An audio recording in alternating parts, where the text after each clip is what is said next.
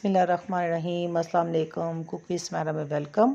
आज मैं बनाने लगी हूँ खजूर, अंजीर और बादामों से डिफरेंट सी एक चीज़ बनेगी और ये बहुत मज़े की होगी इफ्तारी के लिए। अक्सर बच्चे खजूर नहीं खाते तो हम इसको इस तरह बनाएंगे कि बच्चे बड़े सब ही बड़े शौक़ से खाएंगे और ये सेहत के लिए भी बहुत फ़ायदेमंद है। ताकत देगी। सहरी में खाएं या इफ्तारी में खाएं।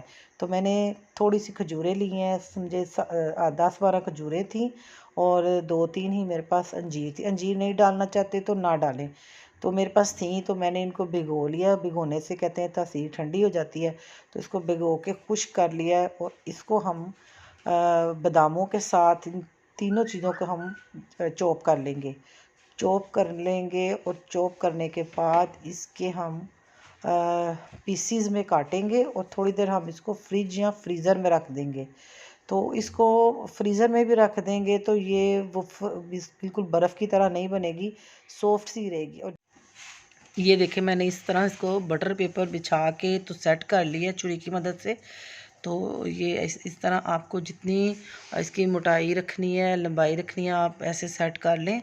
तो इसको हम टुकड़ियों की शेप दे लेंगे, ट्रायंगल दे लें या आप इसको चौकोर में काट लें, तो ये आपकी मर्ज़ी है।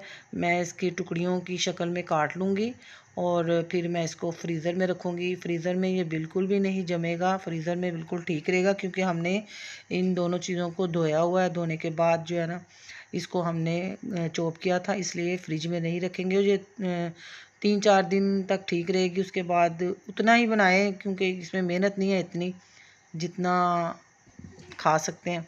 तो ये देखें, इस तरह टुकड़ियाँ काट ली हैं और इसको फिर मैं फ्रीज़र में रख दूँगी।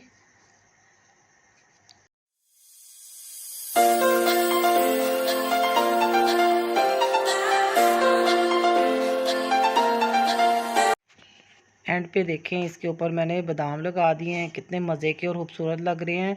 आपने ज़रूर ट्राई करना है और मुझे बताना है कि कैसी बनी है। आपने अपनी दुआओं में याद रखना है और अगर आपने चैनल को सब्सक्राइब नहीं किया तो सब्सक्राइब करें, लाइक करें, ज़्यादा से ज़्यादा शेयर करें और अपनी दुआओं में याद रखें। अल्लाह हाफिज़।